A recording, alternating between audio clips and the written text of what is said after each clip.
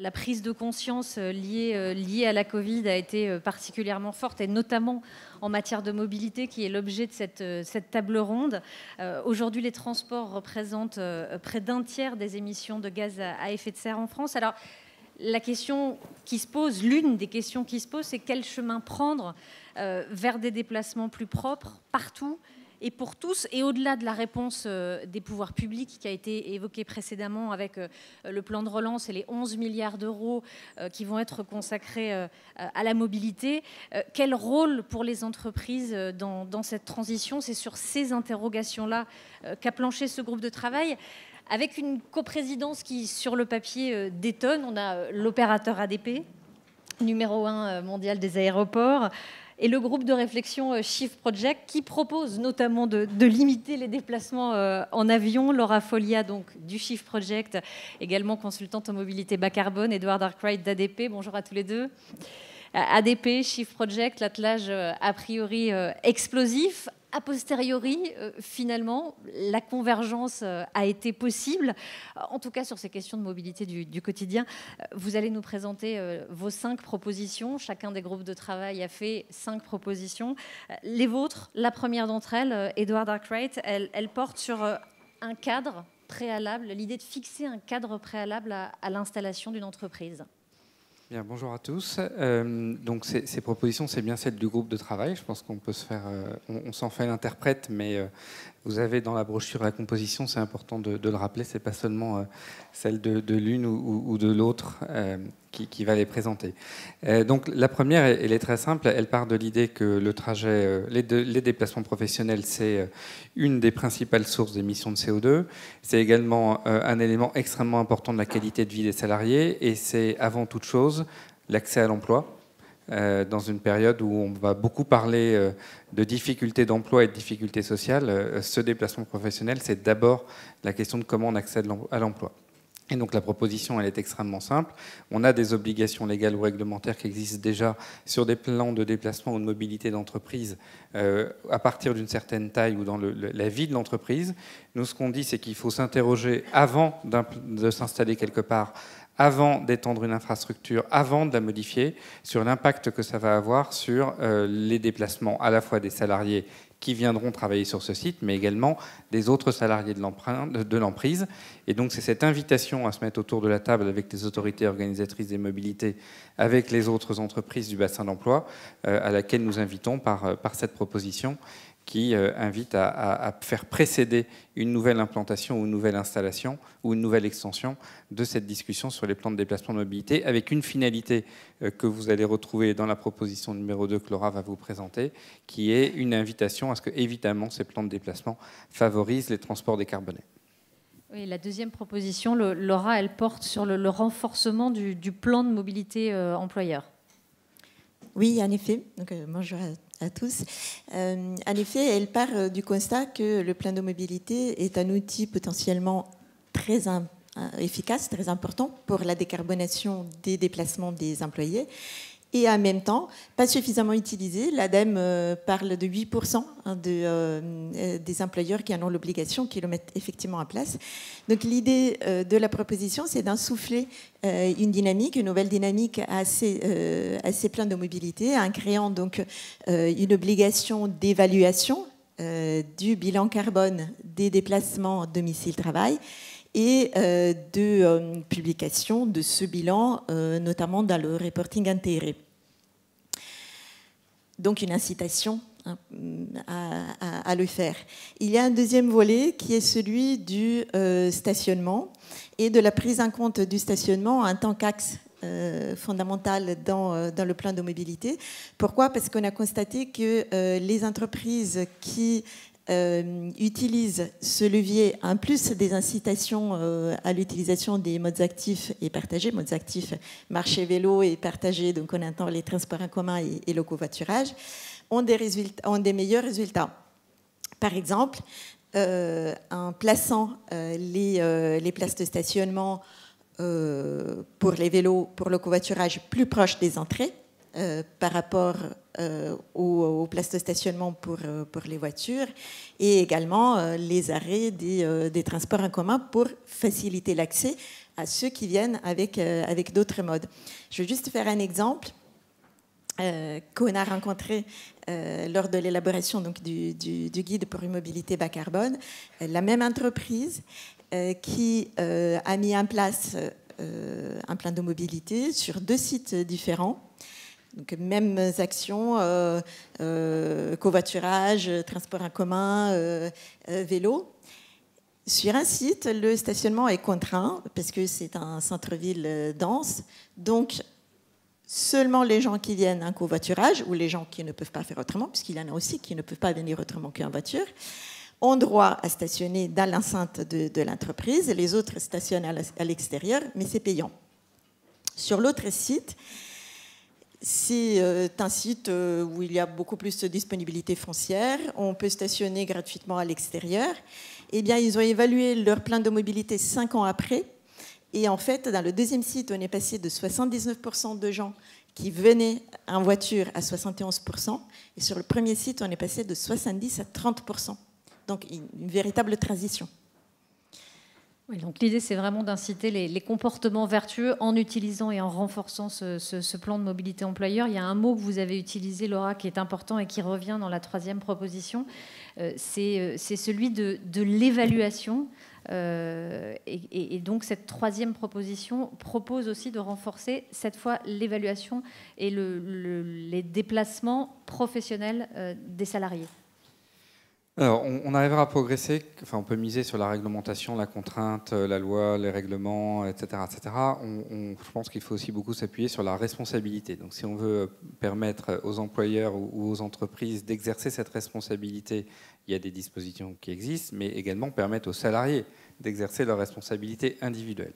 Pour pouvoir le faire, on améliore que ce qu'on mesure. Donc, commençons par mesurer. C'est l'objet de cette 3e proposition, qui est de se dire que dans ces déplacements professionnels qui nous préoccupent. Alors, on pense aux déplacements professionnels qui peuvent être celles de salariés cadres, mais il ne faut pas oublier les déplacements professionnels des flux de livraison, des flux de logistique. Enfin, il y a toute une part extrêmement importante qui est parfois un petit peu négligée de nos réflexions.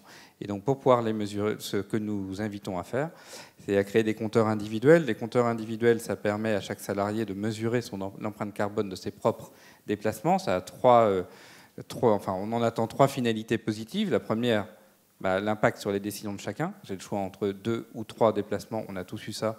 On a arbitré en fonction de l'horaire, du prix, peut-être une fois de l'empreinte carbone. Je ne vais pas demander à chacun de lever la main, mais voilà. La deuxième finalité positive, c'est que ça permet de consolider et donc du coup, pour un employeur, d'avoir une vision qui donne un sous-jacent à ses propres incitations et puis évidemment de nourrir, le 3e point, le reporting et la communication et l'engagement qu'évoquait Laurent. Et modifier les usages en incitant aussi les salariés à prendre conscience de leurs impacts. C'est l'idée de cette 3e proposition. Pour les 2 suivantes, Laura, là, on va s'intéresser plutôt à la fiscalité de l'entreprise. Oui, puisque c'est un levier très puissant, évidemment, dans l'orientation des comportements. Et c'est aussi un facteur de mise en cohérence, c'est-à-dire la loi donne désormais la possibilité aux employeurs de rembourser les déplacements qui sont faits par les modes actifs et partagés, mais il subsiste tout de même un parallèle, un système qui est fortement incitatif à l'utilisation de la voiture et qui est basé sur les indemnités kilométriques, c'est-à-dire le remboursement des kilomètres qui sont faits en voiture et qui est incitatif en plus à l'utilisation de voitures lourdes et puissantes parce que plus la voiture que vous utilisez est puissante et plus vous êtes remboursé. Donc déjà l'idée ce serait de la ramener au barème inférieur. C'est l'objet de la première proposition. Et puis, le système des voitures de fonction. Alors, évidemment, il y a des employés qui ont besoin de voitures de fonction, mais ça n'est pas le cas de tous les employés qui ont des véhicules de fonction, puisque c'est aussi une niche fiscale. Et l'idée serait justement de restreindre l'octroi des voitures de fonction aux employés qui en ont vraiment besoin et aussi de limiter la taille, la puissance des véhicules dans une optique justement de décarbonation et de réutiliser ensuite les économies fiscales qui sont faites par l'État justement pour mettre à disposition peut-être aussi des entreprises les infrastructures nécessaires à venir par d'autres modes. une part de contrainte, donc l'idée aussi d'inciter à la prise de conscience. Je vous voyais acquiescer, Philippe Cassoula et Édouard Reynaud, directeur général de Transdev, un des leaders du transport public sur tout le territoire et à l'international, et Philippe Cassoula, donc cofondateur de Talent, spécialisé dans la transformation digitale des entreprises. D'abord, bonjour à tous les deux et merci d'être avec nous. Édouard Reynaud, d'abord, ces propositions que vous venez d'entendre, elles vous inspirent, elles vous parlent ? Bonjour à tous. Ça résonne complètement, de manière très simple. D'abord, la mobilité, on l'a vu, c'est l'accès à l'emploi, c'est l'accès à beaucoup de droits et de devoirs. Et on voit que chaque salarié, chaque habitant n'est pas forcément égal, ou ils ne sont pas forcément égaux par rapport à ces propositions de mobilité. On peut faire une distinction entre les territoires denses, les centres, les grandes agglos, les centres-villes, et puis les territoires plus ruraux, moins denses. Il n'y a déjà pas la même logique. Et il y a aussi un aspect qui est très important que développe la loi L'Homme. Le plan de mobilité, il existait, vous l'avez dit, il est peu utilisé, mais il est aussi renforcé par la LOM. Et cette dynamique est en train de renforcer aussi le dialogue et la capacité de dialogue. Quand on est une entreprise, qu'on veut s'implanter sur un territoire, et quand on est, comme vous, des élus, on a le souci d'aller sur un territoire attractif. Attractif, ça veut dire qu'en termes de mobilité, on est capable d'offrir des services de mobilité qui sont fiables, qui ont des fréquences régulières, qui vous permettent de partir le matin et de revenir à votre lieu de résidence, et puis qui sont écologiques et qui sont faits pour tous. Donc il y a vraiment cet aspect-là. Moi, ce que je constate, le passé récent nous a montré, par exemple, que très rapidement, pour soutenir la première ligne, par exemple, on a dans chaque agglomération et sur chaque territoire poursuivi des lignes parce que ça n'allait pas complètement vers le centre hospitalier, poursuivi des lignes parce que ça n'allait pas complètement vers les centres vitaux. Et en fait, aujourd'hui, nos clients, autorités organisatrices, nous demandent de trouver de la flexibilité, de trouver des services plus qui vont permettre aux salariés de rejoindre leur entreprise plus simplement. Je vais prendre un exemple ici en Normandie, dans le giron industriel du port du Havre. On a mis en place un service flexible, c'est-à-dire qu'il y a une ligne régulière. Puis quand vous êtes salarié, vous pouvez réserver sur votre application ou depuis votre ordinateur le fait que la ligne qui est régulière va se déformer pour venir vous chercher au pied de l'entreprise, parce qu'il sera plus tard le soir, etc. Et on peut aussi gérer du transport à la demande spécifique pour les salariés de nuit qui vont quitter leur emploi très tard à la fin d'un poste de nuit pour venir directement les chercher et les ramener pour qu'ils puissent rejoindre le service régulier de transport. Donc c'est des choses comme ça qui s'adaptent. Et puis je vais prendre un autre exemple. On peut essayer de s'implanter sur un territoire. Puis dans le territoire d'à côté, finalement, il y a des gens qui sont en recherche d'emploi. Et comment on aide ces territoires qui n'ont peut-être pas eu autant d'attractivité pour pouvoir aller chercher l'emploi. Et il y a quand même des gens qui aujourd'hui ont besoin qu'on les aide, donc qu'on les prenne en main, qu'on leur explique comment on peut gérer sa mobilité. Parce qu'il y a pas mal de solutions en fait. Mais on peut, comme dans l'Avesnois par exemple, avec des élus très moteurs, avec un taux de chômage très très fort, mettre en place des voitures partagées électriques. Pour 1 €, vous pouvez aller à votre entretien de recrutement. Vous avez une maison des mobilités qui vont vous aider en fait à comprendre comment je vais faire le trajet pour aller vers l'entreprise qui va chercher à me recruter. Et on peut comme ça construire beaucoup de solutions. Le plan de mobilité dans l'entreprise, il est clé. Si je peux prendre un exemple chez Transdev, on a travaillé avec un partenaire qui est une start-up qui s'appelle Weaver. Et donc on développe une offre. Ce que vous avez dit, c'est qu'il faut donner la parole aux salariés. Et je crois qu'il faut d'abord les écouter et d'abord comprendre ce qu'ils veulent, c'est la responsabilisation et comment on peut ensemble construire une mobilité. Donc si je prends un exemple, chez Transdev, on a écouté et on a mis des choses en place très simples. Par exemple, une voiture de fonction beaucoup plus petite, de type Zoé, mais la capacité à l'utiliser et à la garer très simplement immédiatement en rentrant dans le parking. Et donc les voitures moins vertueuses sont bien au fond du parking.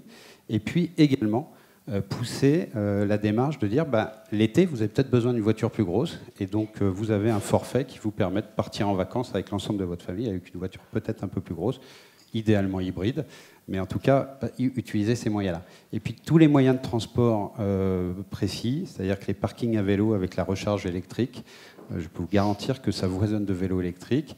On a la chance, c'est vrai, d'être à Issy-Moulineaux, donc d'avoir une offre de transport public, j'allais dire pléthorique.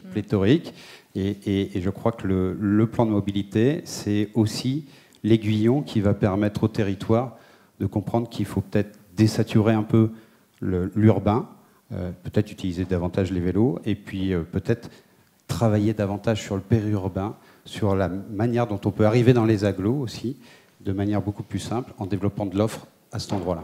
Votre exemple, je crois qu'il a fait plaisir à Laura Folia. Je vous ai vu sourire, Laura. L'implantation préalable de l'entreprise, c'est aussi ce que vous retenez, hein, Philippe Cassoula. D'ailleurs, c'est quelque chose que vous-même, vous avez mis en place chez Talent. Oui, je crois que... bonjour à tous. Je crois qu'on l'a fait un petit peu à la mode de M. Jourdain. C'est-à-dire que nous, dès notre création, on n'a pas pensé plan de mobilité, on a pensé plan d'accessibilité à nos locaux. C'est-à-dire que nous, globalement, on est une ETI de 3000 collaborateurs, donc 2000 en France, et une grande partie de ces collaborateurs font des projets sur les sites clients, 60-70%, et on a aussi envie qu'ils viennent nous rejoindre sur les sites talents pour des raisons de formation, d'animation, de team building, de coaching et autres, de recrutement, etc. Et donc, dès la première implantation physique de talents, on savait quels étaient nos clients, on connaissait les grands sites de ces grands clients, et on s'est implanté là où il était très facile pour nos consultants de nous rejoindre en provenance de ces clients. Alors c'était facile, c'était à Paris. Et en plus on a choisi la facilité, on s'est mis à côté de 3 métros, un RER et tous les bus de la Terre. Donc c'était plutôt facile, mais je pense que c'est un cercle vertueux, c'est-à-dire que si chacun pense à son propre plan d'accessibilité, globalement ça améliorera les plans de mobilité de tous. En revanche, on n'a pas eu le même souci, enfin on n'a pas eu les mêmes contraintes en province. Il y a un aspect quand même Paris, parce qu'il y a un foisonnement d'offres à Paris, donc finalement on a quand même l'embarras du choix. Dans des villes de province, c'était pas tout à fait la même logique, et donc les villes de province, c'est souvent un fonctionnement en étoile, hein, tout converge vers le cœur de la ville. Donc nous, on a pris le parti, même si c'est plus cher, de s'implanter au cœur des villes. Je parle de Rennes, de Nantes, de Bordeaux, etc., pour essayer de favoriser cet accès-là. Sachant que, à nouveau, je parle de plan d'accessibilité parce qu'on a un métier qui est en forte croissance dans cette transformation digitale et on fait pas mal de projets qui font écho à tout ce que vous avez dit, je pourrais l'illustrer, mais on va embaucher 1000 personnes cette année et 1500 en 2021. Je ne sais pas a priori où elles seront localisées. Donc je ne peux pas a priori déterminer une localisation de l'entreprise et des locaux de l'entreprise en fonction de ce qui va arriver que je ne connais pas. Donc l'accessibilité est tout pour nous important. En revanche, on est capable de prendre des décisions aussi qui vont vraiment dans ce sens-là. On a un grand client qui nous a confié un très beau projet sur la mobilité. C'est un client qui s'appelle SNCF, avec d'énormes interactions avec les donneurs d'ordre et les métiers. Et c'est un projet de 80-90 personnes. Et on a décidé d'aller implanter le projet. Il fallait que ça soit chez nous. Mais chez nous, c'était trop loin par rapport à leurs locaux, qui sont à Saint-Denis. Et donc on a décidé, on a pris l'engagement et on l'a tenu, de s'implanter dans un rayon de 500 mètres par rapport à leurs équipes, et on l'a fait. Donc on a loué des locaux à côté, et on a un plateau projet qui est en proximité, qui favorise les échanges, et pour pouvoir être dans cette logique de bilan carbone optimisé. Alors ça, c'est un engagement que vous avez pris, que vous allez mettre en œuvre dans le cadre de votre travail avec la SNCF. Par ailleurs, il y a un engagement que vous teniez à prendre aujourd'hui dans le cadre de ce forum de Giverny, qui est d'ailleurs inspiré par la proposition numéro 3. Alors, quel est cet engagement ? Alors, juste, je voudrais... Parce qu'en fait, nos métiers, vous l'avez dit, Marion, nous, on accompagne la transformation en activant le levier technologique et puis aussi en accompagnant les organisations et les hommes pour pouvoir bien comprendre et assimiler cette transformation. Et on fait des projets, d'ailleurs, beaucoup dans la mobilité. On travaille pour des grands donneurs d'ordre, des projets. Je vais juste l'illustrer parce que ça fait vraiment écho à ce que vous avez dit, Laura. On travaille sur, soit pour l'usager, soit pour l'exploitant, Pour la SNCF, on a un projet qui s'appelle Espace multimodal augmenté, qui a pour vocation de désengorger l'accès aux gares et le trafic autour des gares, et qui va permettre de donner les moyens à l'usager d'avoir un parcours sans couture entre une arrivée en gare ou un accès à la gare, un vélo électrique, une réservation d'un vélo, du covoiturage avec des places spécifiques réservées à des endroits particuliers de la gare et très facilement accessibles. Et tout ça, on y arrive grâce à de la géolocalisation, grâce à de l'IoT, donc des capteurs, grâce à l'utilisation de la donnée, et en mettant en mesure tout ça pour pouvoir permettre un accès fluidifié pour l'usager et se diriger vers ce qu'on appelle mobility à ce service. Ça, c'est une première donnée. Après aussi, on travaille aux côtés de l'exploitant. On a un autre projet qui consiste à améliorer les temps de transport, les plans de transport, donc c'est vraiment opérationnel, en utilisant l'intelligence artificielle et l'algorithmie pour pouvoir donner des nouvelles feuilles de route aux conducteurs et avec des jalons optimisés, c'est-à-dire optimiser les phases d'accélération de la motrice, optimiser l'utilisation des freins moteurs et donner en plus une vision en temps réel, un tableau de bord au conducteur de sa consommation carbone. Et ce n'est pas incantatoire. La technologie, l'objectif qu'on s'est donné, c'est d'avoir une réduction de 15 000 tonnes de CO2 sur l'année pour le transport passager. Et en plus, il y a un projet identique qu'on a suivi en Suisse et qui a donné les mêmes résultats, c'est-à-dire 2,5% d'amélioration sur la consommation de CO2. Donc ce n'est pas incantatoire. Donc la technologie peut aider à cette transformation, tant au niveau de l'usager qu'au niveau des opérations. Et puis alors, chez Talent, alors nous, on a fait beaucoup de choses à la mode de M. Jourdain, comme je le disais, pour les plans d'accessibilité, mais aussi pour toutes les autres dimensions de la RSE. Et là, on voulait prendre un engagement fort, qui était parce qu'il faut qu'on soit pragmatique, il faut qu'on puisse se revoir l'année prochaine ou dans le cadre du cercle, pour vous dire voilà ce qu'on a fait, etc. C'est de pouvoir développer à la maille du consultant, à la maille du collaborateur, un outil qui va lui permettre de pouvoir piloter son propre bilan carbone. Et comme vous l'avez dit, Édouard, on ne peut améliorer que ce que l'on mesure. Et en parallèle de ça, l'application, on a toutes les données chez nous. Cette application, elle existe, vous l'avez déjà créée? Non, elle démarre, on officialise le lancement. Il y a une petite publication sur LinkedIn et en interne. On officialise le lancement justement lié à ce forum et au deuxième forum Giverny. Donc elle démarre. Ça sera assez simple parce que finalement, on connaît beaucoup de choses sur nos consultants, et puis il y a de l'open data, il y a des données qui existent, qui sont mises à disposition pour pouvoir assez vite mesurer le bilan carbone d'un déplacement. Donc ça, on va le faire à l'échelle du consultant, parce qu'aujourd'hui, les bilans carbone que l'on fait, c'est juste les factures que l'on récupère des usages dans nos sites, donc il est loin d'être exhaustif. On va aussi consolider cette donnée pour que nous ayons un réel bilan carbone de l'entreprise, et puis surtout, parce que OK, on va leur donner une mesure, on va leur donner de quoi comprendre, mais il faut aussi qu'on réalise et qu'on accompagne sur l'impact d'avoir accès à cette information. Est-ce que les usages vont évoluer? Est-ce qu'ils vont prendre conscience? Et est-ce que justement cette prise de conscience va leur faire prendre un peu plus du covoiturage? Donc on veut mesurer, suivre l'impact des usages avec de l'éducation à côté, de l'information, pour partager ça avec le cercle de Giverny dans vos travaux, et pour voir comment, au-delà du tableau de bord qu'on va remettre à chacun, qu'est-ce qui va faire que, parce que l'offre, comme on l'a dit, elle est notamment en région parisienne, elle existe, elle est là, et elle se développe ailleurs. Qu'est-ce qui va faire qu'on va pouvoir faire petit à petit bouger les lignes au niveau des usages? Et l'accompagnement et la prise de conscience des collaborateurs, on l'entend, elle est capitale dans ce que vous dites. C'est aussi ce sur quoi vous travaillez chez ADP, Edward Arkwright. Alors, moi, je vais être très, très concret. Nous, on n'est ni à Paris, ni très loin en province.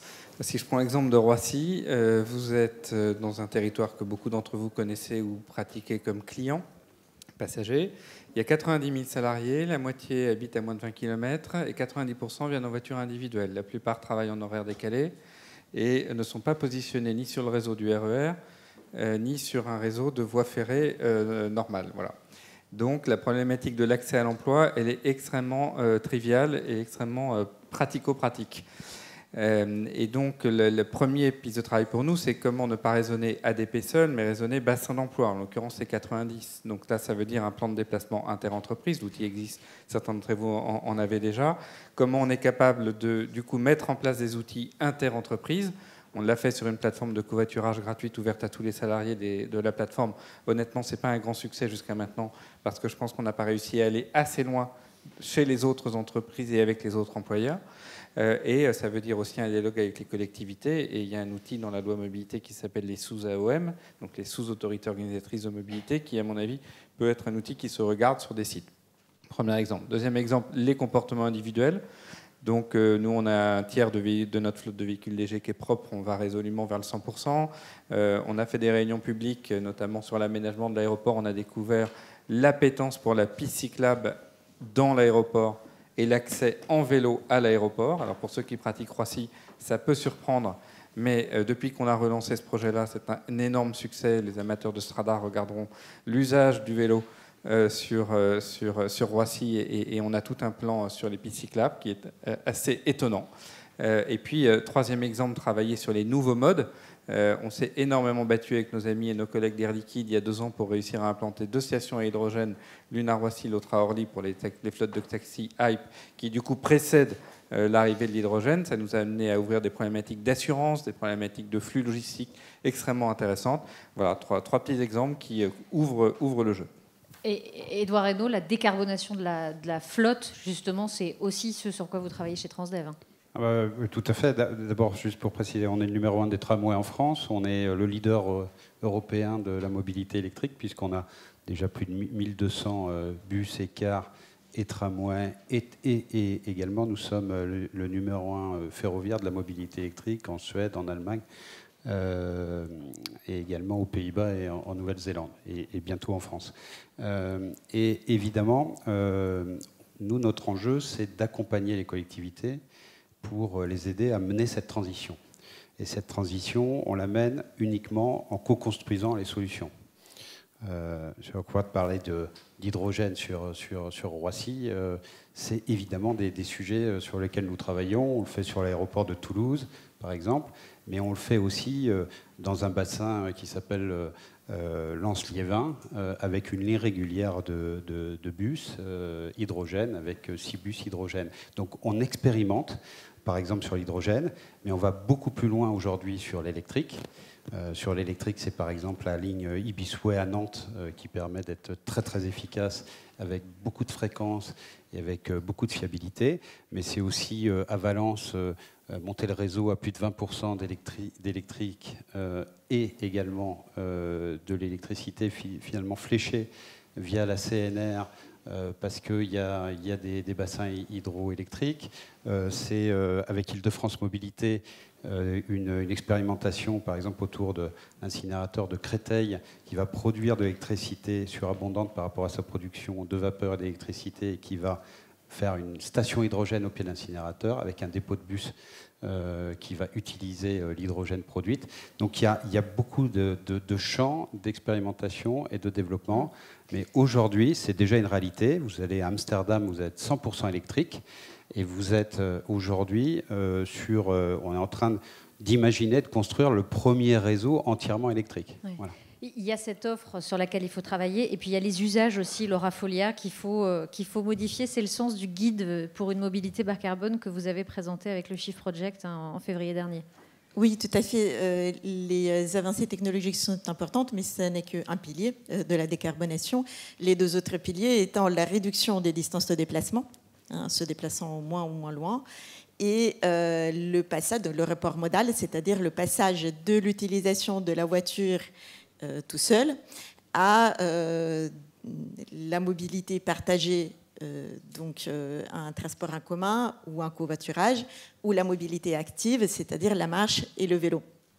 Et donc, puisque les avancées technologiques font déjà l'objet de pas mal de discussions publiques, d'attention des médias aussi, nous avons choisi justement de mettre le focus sur les questions de report modal et de réduction des distances et d'aller dans les territoires pour les interroger sur ce qui avait été mis en place, hein, donc au niveau des collectivités locales, des agences d'urbanisme, mais aussi des entreprises, sur ce qui a été mis en place en termes de mobilité bas carbone pour obtenir ces résultats et quels ont été les freins rencontrés. En sachant qu'on a pris un parti méthodologique spécifique qui est celui de viser les zones de moyenne densité, c'est-à-dire, comme le disait aussi M. Hainaut, les centres denses ont déjà fait l'objet de pas mal d'investissements avec des tramways, des bus à haut niveau de service, de piétonisation, qui d'ailleurs donnent des résultats tout à fait intéressants en termes de report modal. Il y a aussi le rural, que l'on identifie plus ou moins, et puis il y a cette zone d'entre-deux qui est constituée des banlieues, des périphéries, des grandes agglomérations, première voire début de deuxième couronne, les villes moyennes aussi, qui représentent un gisement fondamental pour la décarbonation des mobilités. Parce que c'est là, donc c'est 11% du territoire, mais presque la moitié des kilomètres parcourus, et c'est des kilomètres qui sont essentiellement parcourus en voiture, puisque c'est des tissus urbains qui ont été aussi constitués avec en tête avec la planification, une planification urbaine avec en tête la voiture comme moyen de transport. Et donc, nous sommes allés enquêter justement dans ces terrains, faire des retours d'expérience, avec l'idée aussi que l'approche aux modes alternatifs à la voiture doit être une approche systémique. On a parlé d'approche systémique tout à l'heure pour les entreprises. Dans les territoires, c'est pareil. Si ça doit marcher, il faut que ça soit systémique, infrastructure, véhicules, services, et aussi avec une approche qui met l'accent sur la nécessité de l'évaluation pour orienter la politique publique. Vous mettez en place un service de vélo en libre-service, vous avez besoin de savoir si c'est des personnes qui, avant utilisaient la voiture, qui l'utilisent. Dans ce cas-là, on est en train de décarboner. Si c'est des personnes qui marchaient avant, on ne va pas dans le bon sens. Donc, on a besoin vraiment d'évaluer les politiques pour savoir si on va dans le bon sens. Le ministre, merci Laura Folliet, le ministre Sébastien Lecornu tout à l'heure disait qu'est-ce que c'est que la RSE, il faut le redéfinir. Je pense que vous avez été précis, vous avez été pointu, vous avez été très concret, et notamment dans les propositions. Les consultants chez moi, ils se battent pour ces projets-là. Il y a une étude de Berkeley qui dit que la mobilité est un secteur extrêmement attractif pour les belles énergies. Donc il y a plein de gens qui vont pouvoir pousser dans le bon sens. Vous êtes trop fort, Philippe Cassoula, très bavard, mais très efficace. Marion Calais, ses orateurs, merci à vous de votre travail.